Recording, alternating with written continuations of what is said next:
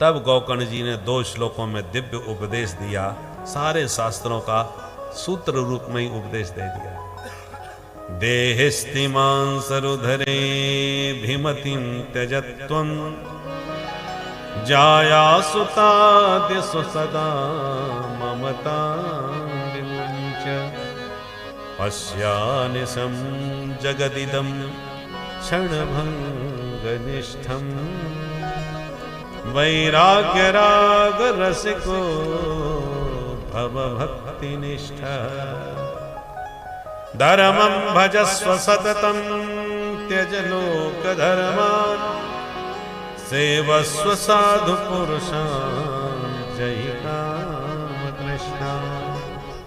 अन्यस्य दोषगुण चिन्तनमाशु मुक्त्वा सेवा कथा रसमहो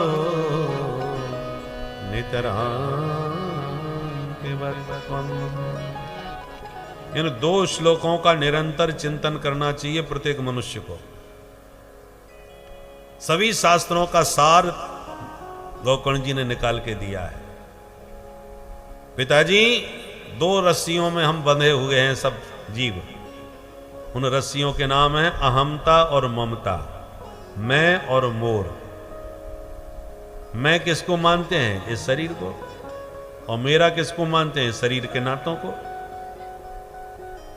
ये 2 ही रस्सियां हैं जिसमें हम बंधे पड़े हैं। मैं और मोर तोरते माया। माया के ये 2 ही फंदे हैं। इन फंदों से धीरे धीरे अपने को मुक्त करो। मैं शरीर नहीं, मैं शरीरी हूं, आत्मा हूं, अविनाशी हूं। और मेरा संसार में कोई नहीं। मेरा यदि कोई है तो केवल मेरे प्रभु हैं। प्रभोरहम मम प्रभो, मैं प्रभु का हूं और प्रभु ही एकमात्र मेरे हैं। बस ये 2 रस्सियों के बंधन को खोल दो, आप मुक्त हो गए। कहना बहुत सरल है पर खोलना बड़ा मुश्किल है। यद्यपि मृषा छूटत कठिनाई, जड़ चेतन है ग्रंथि पर गई। एक होती है घुर्रगांठ, जो खोलो त्यों तो उलझती चली जाती। कभी कभी जनेऊ उलझ जाता है ना, जनेऊ धारण करने वाले जानते होंगे। कभी कभी जनेऊ ऐसा उलझता है कि खोपड़ी खराब हो जाती है सुलझाने में। ऐसे ही जड़ और चेतन की ऐसी गांठ पड़ गई है बंधन की कि इसको जितना हम खोलते हैं उतना उलझती चली जाती है, जल्दी सुलझ नहीं पाती। मैं और मेरा, मैं कौन हूं अपने आप को पहचानो, और मेरा कौन है उस अपने को पहचानो। जिसने मैं और मेरा का शोधन कर लिया, समझ लिया, समझ लो मुक्त हो गया। गौकर्ण जी कहते हैं पिताजी, वैराग्य के रसिक बनो, संसार के राग में न पड़ो। जो विरक्त संत हैं उन विरक्तों का संग करोगे तो तुम्हारे भीतर भी वैराग्य बढ़ेगा, और प्रपंचियों के संग में पड़ोगे तो प्रपंच बढ़ेगा। संसार कैसा भी सही पिताजी, दूसरों का गुण दोष देखना बिल्कुल छोड़ दो। किसी का दोष देखोगे तो उसके प्रति घृणा होगी, और किसी में गुण देखोगे तो उसमें आसक्ति होगी। दोनों ही ठीक नहीं। इसलिए अन्यस्य दोष गुण चिंतन माशु मुक्त्वा, न दोष देखो न गुण देखो। देखना है तो अपने आप को देखो कि हम इतने साल के हो गए, जिंदगी में अब तक हमने क्या किया और आगे हमें क्या करना चाहिए। क्योंकि शरीर शाश्वत नहीं है। ये पंचायती धर्मशाला है, कभी भी मैनेजर आपको निकाल बाहर करेगा, परमानेंट नहीं रहोगे इसमें। पुराने जमाने में शहरों में धर्मशालाएं हुआ करती थी, यात्री आके रुकते थे, काम धंधा करके निकल के चले जाते थे। अब कोई धर्मशाला में ही कब्जा करके बैठना चाहे तो थोड़ी बैठ पाएगा, 2-4 दिन के लिए आप रह सकते हो। ऐसे ही ये पंचायती धर्मशाला है, किन पंचों ने बनाई है? चित जल पावक गगन समीरा, पंच रचित अति अधम शरीरा।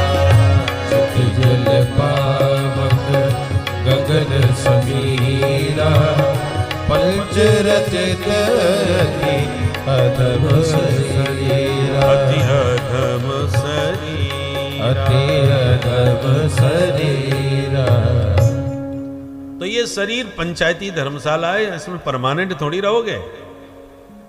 कोई 50 साल रह लिया, कोई 70 साल, ज्यादा से ज्यादा 100 साल रह लोगे बस। अंत में काया कुटी खाली करना पड़ेगा, छोड़ के तो जाना पड़ेगा। एक क्षण का भी पता नहीं है कि कब निकाल दिया जाए इस धर्मशाला से बाहर। आजकल माहौल आप देख ही रहे हो, बम बारूद कितने बरस रहे, कब परमाणु युद्ध छिड़ जाए और कब जैसी आराम सब हो जाए। इसलिए आत्मनिरीक्षण करते रहो, अब तक हमने जीवन में क्या किया और हमें क्या करना चाहिए, क्योंकि कभी भी विदाई दुनिया से हो सकती है। तो जो करने योग्य कार्य है उसको जल्दी कर लो, कल पर मत छोड़ो। काल करे सो आज कर, और आज करे सो अब, पल में परलय होएगी, बहुर करेगा कब। एक पल का भरोसा नहीं कब क्या हो जाए। इसलिए अपने कर्तव्यों का पूरी तरह पालन फटाफट कर लो। आप अपने बारे में सोचोगे तो उसका कुछ परिणाम होगा। दूसरों के बारे में सोच के अपना समय नष्ट क्यों करते हो? फलाने ने ऐसा कर दिया, फलाने ने वैसा कर दिया, फलाना ऐसा कर रहा है, उसने बहुत बड़ा घोटाला किया है, उसने इतना रुपया लूट लिया। अरे दुनिया को जो करना है करने दो, उस तुम्हारे सोचने से, तुम्हारे कहने से उस पर कोई फर्क नहीं पड़ने वाला। तुम अपना समय और अपनी बुद्धि नष्ट कर रहे हो, बेकार कर रहे हो। आप अपने बारे में सोचिए, अपने से फुर्सत मिले तब दूसरे की सोचिए।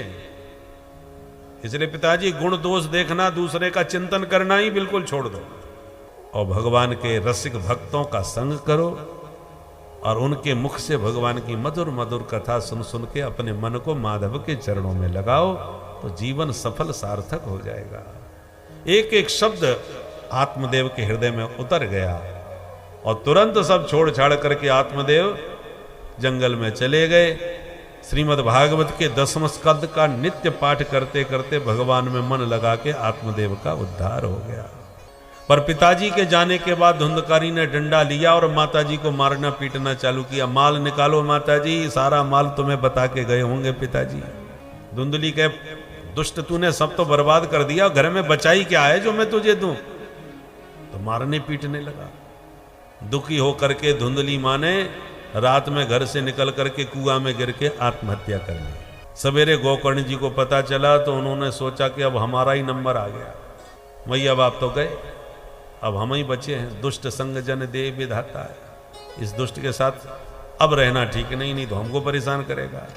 तो वो तीर्थ यात्रा का बहाना लेकर के घर छोड़ के निकल गए, हम तीर्थ यात्रा पे जा रहे हैं। तो धुंधकारी को और खुशी हो गई, चलो अब भैया भी गए, मैया बाप भी गए, अब मैं अकेला परम स्वतंत्र, न सिर पर कोई। तो जिन वैश्याओं के कोठों पर उनका नाच गान सुनने जाता था, उन 5 वैश्याओं को घर में लाके रख लिया कि हमारे घर में रहो, और उन 5 को खुश करने के लिए रात में चोरी डकैती करता था।